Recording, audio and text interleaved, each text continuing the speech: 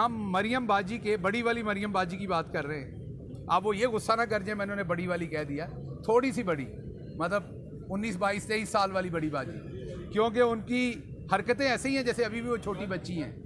वो लोगों के कुर्ब पे हंसती हैं। शेख रशीद साहब को धक्का क्या लग गया, वो आगे गिरे, एक 75 साल के बुज़ुर्ग, और उन्होंने अपने आप को संभालने के लिए ज़रा तवक्कुफ़ लिया तो बीबी हंसती नहीं। एक चैनल जिनके अपने बुज़ुर्ग जब जेल में थे, तो मैं ज़्यादा डिटेल में नहीं जाऊंगा, तो वो खुद बहुत परेशान थे और मैं उनकी परेशानी को समझ सकता था। जब आपका अपना कोई जेल में होता है तो परेशान है।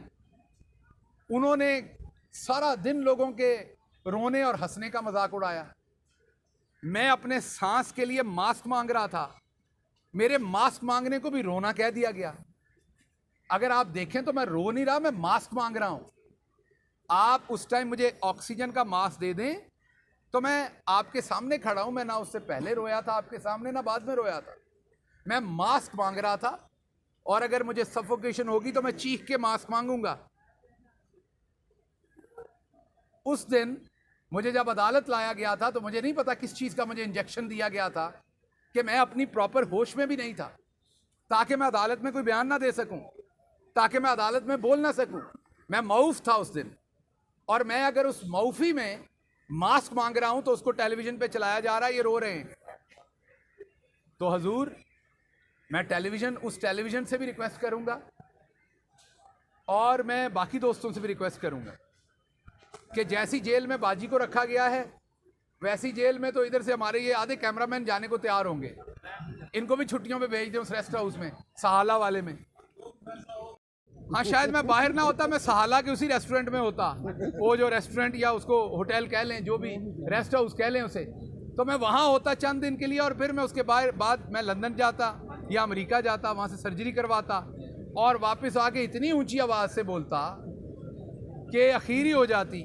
तो हमें भी बाजी उस डॉक्टर का नाम बता दें जिससे ऑपरेशन करवाने के एक ही हफ्ते के बाद बंदे की आवाज़ इतनी ऊंची हो जाती कि माइक्रोफोन की ज़रूरत नहीं पड़ जाती।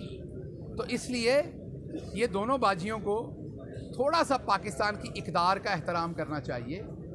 हमें, अगर हमारी पार्टी में हमें आप जैसी बदतमीज़ ख़वातीन अभी तक नहीं मिल सकी जो आपको आपकी ज़ुबान में जवाब दें, तो यकीन कीजिए ऐसा नहीं कि हमने ढूंढा नहीं, खुदा की कसम हमने बड़ा ढूंढा है, लेकिन पाकिस्तान में आप जैसी दो बाजियां और मिलती नहीं हैं। हमने बहुत ढूंढा है, हम उन्हें MNA भी बना देंगे, हम उन्हें MPA भी बना देंगे। हमने बहुत ढूंढा है कि कोई आपके लेवल पे जाके बदतमीजी कर सके, आपके लेवल पे जाके गंद फेंक सके, लेकिन नहीं मिलती बाजी।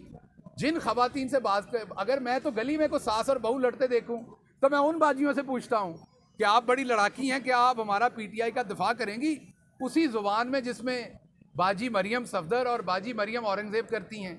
तो वो कहती हैं कि नहीं भाई, हम उतनी बदतमीज़ नहीं हैं, मैं तो यहाँ अपनी सास से ही तू तड़ाक कर लेती हूँ, इतना काफ़ी है।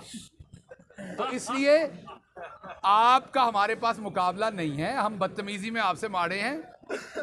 आपसे तो हमारे मौलाना सफदर साहब भी बेचारे, वो भी बेचारे डरते हैं, वो डर के पता नहीं कौन कौन से फतवे देना शुरू हो गए हैं आजकल।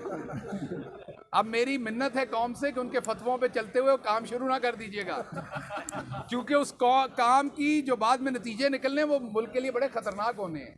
इसलिए मौलाना साहब जो बातें करते हैं उन्हें इग्नोर कर दिया करें। वो कोई अपना ही तोबा नौज़ुबिल्लाह दीन अकबरी की तरह को अपना ही दीन निकालने की कोशिश कर रहे हैं इस टाइम।